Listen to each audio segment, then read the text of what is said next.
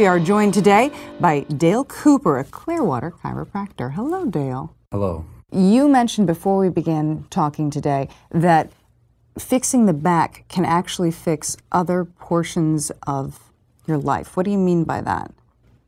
Well, if you look at it from a biological viewpoint, the first thing that forms when sperm meets egg at conception is the spinal cord. What grows off of the spinal cord is then the brain. Then through organized tracts, what happens is that nerves branch out. Off of those nerves grow all the organs in every cell in your body. So if there's something going wrong with the body, you could go back to the spine and look at it just like it were a switchboard or a breaker panel in an electrical system in a house. And you say, is that in its proper position? If it's not in its proper position, it could well be the cause of why somebody is having that problem with that organ. It doesn't matter whether it's the kidney, it doesn't matter whether it's the bladder, it doesn't matter whether it's the heart or the tonsils. The tonsils? Give me an example of, you threw me there. Give me an example of somebody who came to you with a problem that didn't seem on the surface to be related to the back, but you wound up helping them with anyway. Well, headaches, for instance. A number of people come to me because they have headaches. Whether it's migraine headaches, whether it's sinus headaches or tension headaches, people will find quite often that they get tremendous relief and often long-lasting relief by getting proper alignment to the spinal column. Long-lasting relief. So if somebody's having migraines, they should come see you and you can help with that? If you're having migraines, you definitely owe it to yourself to be examined to find out if chiropractic could be a potential solution. I've helped people who have suffered from migraines for many years needlessly, and then it was put to rest, completely resolved with chiropractic adjustments. What would cause the body to be abnormal other than a car accident or falling down the steps? Many stresses and strains, poor posture. You give an example of falling down, birth process itself. Give me an example of a patient you've helped where I might be surprised that an adjustment in the back would help that patient. Ulcer. Stomach ulcer. Stomach ulcer would be an example. Menstrual cramps would be another example. I can give you many examples of where a problem that you might be stunned, all right? Tonsillitis, all right? I mentioned earlier headaches, bladder problems such as bedwetting or incontinence, tiredness, how about that? You bet you wouldn't think that tiredness would have anything to do with a back problem. But in fact, the more areas of stress on the spinal column, the more fatiguing it is to you. And then you're going to be feeling tireder and tireder as time goes on. Chiropractic adjustment quite frequently makes a person feel much more alert and much more awake. I'm a single mom, so I'm tired all the time. But you're telling me if I sit up more astutely or more aligned that I won't be as exhausted all the time?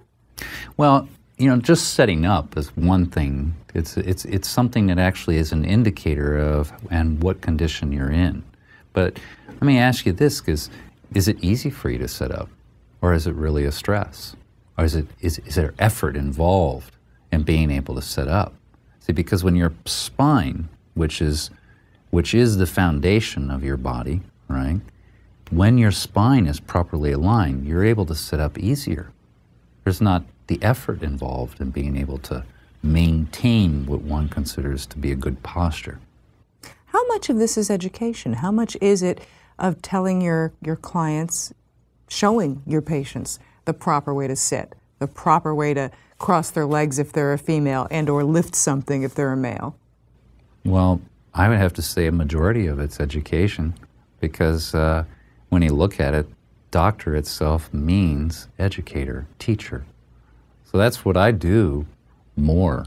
I'm actually educating people and coaching them and showing them how to actually have a healthier lifestyle.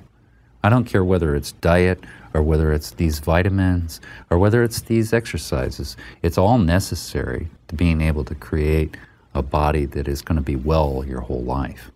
How long have you been doing this? 28 years now. 28 years. So you have, I imagine, some clients that you've seen go through many stages of life. Oh, absolutely. Yeah, 28 years and I'm still loving it. Why do you love it so much? What's to love about putting somebody on a board and straightening their head to make sure it's aligned with their tuchus, I imagine? What is there to love about this? You know, I think probably what excites me the most is that chiropractic saved my life. I was a person who'd had not probably very good health, you know. Growing up through my years, I was very active in sports and raced motorcycles, did a number of things and battered my body around, dusted it off, got up and did it again, right? And I was sick a lot. I had a lot of problems and I had a lot of headaches. From the age of 13 all the way up to attending chiropractic school, I don't think there was a day go by that I didn't have a headache. To some degree. Some days it was worse than others. The very first chiropractic adjustment that I was given was as a student in a chiropractic college by a student. My headaches went away immediately. I couldn't believe it. And it was that point when I realized this is my profession. I've got to do this. And from that point on, what I've seen is many people have miraculous situations totally disappear. So if somebody is buying aspirin on a monthly basis, perhaps they should come see you? Monthly basis, yearly basis. You know, it doesn't matter. I mean, if somebody's using an aspirin, what's happening there is that they're using that to cover up the warning signal. And quite frequently, people think that pain is the first sign that something's wrong. It's actually the last sign. What's the first sign? The first sign things aren't working right. Things are not functioning correctly. That's the first sign that something's wrong. What do you mean things are not functioning correctly? Well, let's say like your stomach. You eat something, you normally, when things are working right, you eat something, it digests, you eliminate, and everything's fine. Okay? But let's say you have heartburn. Let's say you have indigestion. Let's say you have a little gas. That means things aren't working right. How about the fact that you just can't turn equally to the left as you can to the right? You know, your arms don't come out the same distance, right? One shoulder sets higher than the other. Those are all signs of function. And that's what chiropractic really concerns itself with, is function. And you can improve that through education, through diet, or through fixing their back? Well, it is a complex situation, isn't it? But it starts with care for the back. And really, not just the back, because people don't recognize it's the whole spinal column. So we're going to care for the entire spine. That is the foundation of chiropractic.